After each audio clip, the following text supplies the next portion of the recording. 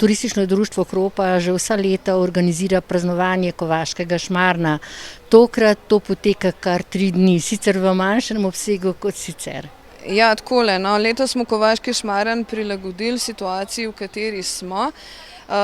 Marsikdo je meni rekel, Metka, odpovejte, a ne, ampak jaz sem rekla, lejte, praznik, a ne, ljudje že tako nimamo nič, pa dajmo narediti vsaj praznik. In zdaj smo ga pač prilagodili situaciji, v kateri smo, vsak se boji stika, sosed soseda in ni več tiste pristnosti, a ne. In kovaški šmarn je pa tisti praznik, ki ga Kroparji imamo za sebe. 2. julija namreč 1729 je bila blagoslovljena cerkev Kroparske Matere Božje in 291 let Kroparji praznujemo ta praznik, sicer na različne načine. In v bistvu mi vedno začnemo z mašo, tako kot so včasih. Pri maši je pela odlična vokalna skupina Indomabile, potem smo včeraj imeli delavnico Kovaškega muzeja, graverstvo in cizeljarstvo z Ajo Bohinc, potem pa danes smo začeli s športnim delom prireditve, turnir v odbojki, košarki, prstometu, potem tako kot nekdaj talimo železo v rudo, kuhalo se je oglje, kuje se žebo in pa seveda umetniško kovanje. To je v bistvu tisto, kar je Kropa. To pa, kar mi dodamo, je pa tudi nekaj za turiste, no, zato da mi gostu pokažemo, kaj Kropa je, ker mi vemo, kaj Kropa je, ampak da pa vi k nam pridete, morate pa nekaj doživeti. Postavili ste tudi nekaj stojnic, tako da si lahko obiskovalci tudi kaj kupijo za spomin. Ja, zdaj jih je malo skromno, a ne. Res prilagojeno čisto tej situaciji. Tukaj se predstavljajo prijatelji železnikov iz Dražgoš, to je tisto, če tako pogledamo, a ne, Jamnik, Dražgoše, železniki so v bistvu tista pot, ki jo Kropa že 500 let navezuje. Potem pač nekaj domačih obrtnikov, imamo odličnega mojstra kovača iz Komende, prijatelja, ki že kar nekaj let, Milana Šinkovca, tako da se pač nekaj predstavlja, a ne. Bi bili pa zelo veseli, ker tukaj okrog je veliko mojstrov različnih obrti, nekaj se jih predstavlja tudi v Gosposki gasi, da mogoče ljudje prišli ven, ne nas gleda zdaj iz zaves, ampak prišli dol na Kropo pa rekli, jaz tudi znam kvačkati, štrikati, copatke delati, a ne, pa bi mogoče se tudi malo predstavili. Brezplačno so odprta vrata tudi Kovaškega muzeja. Ja, Kovaškega muzeja, Viganca Vice, zdaj stojimo pa pred, bom rekla, meni osebno zelo zanimivo zadevo, muzejsko hišo Fovšaritanca, tudi ona je danes odprta.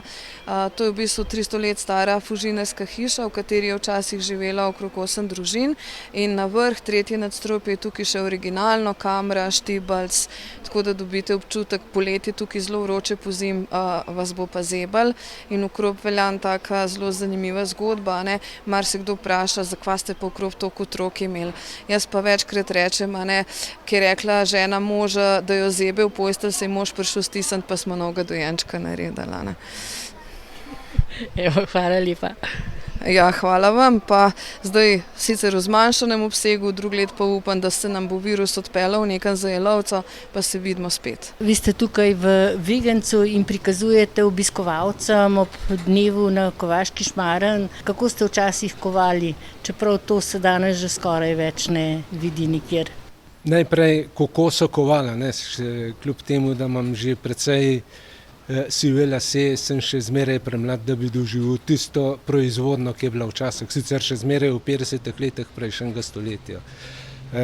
Viganc, ki se je edini v 19. ohranil v Krop, je danes del Kovaškega muzeja in za skupine, za napovedane skupine ga muzej še zmeraj odpre in skušamo prikazati, samo skušamo, tiste izurjenosti, tiste hitrosti, ki je bila včasih, je danes samo še v spominih.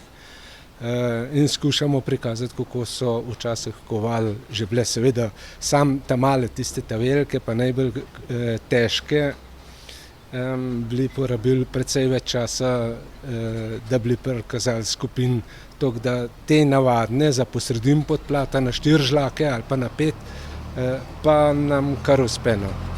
Kdaj se je to pravzaprav dogajalo, v 19. stoletju ali v 16.? Že od 16. stoletja naprej je bilo žeblarstvo v Krop, zraven železarstvo, ne, ker Kropa, Kamna Gorica, železniki, tudi na Jesenicah, so kraji, ki so imeli pogoje, da je bila v bližini železova ruda, les za oglje in pa voda kot pogonska sila. Ker tle so uporabljali vodo za to, da jim je vrtela kolo, preko kolesa je potem to povezano z mehom in meh je potreben za razžarjevanje oglja.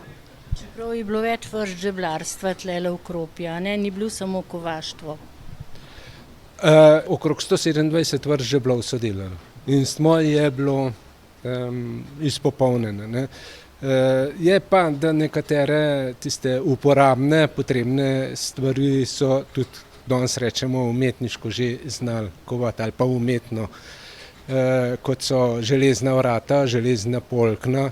To so bili obramba pred požari največkrat, ker Kropa je tudi strnjeno naselje in če se je vžgala ena ali pa začela goreti ena hiša, potem da ni bilo fovšarije, so še sosedove pogorele.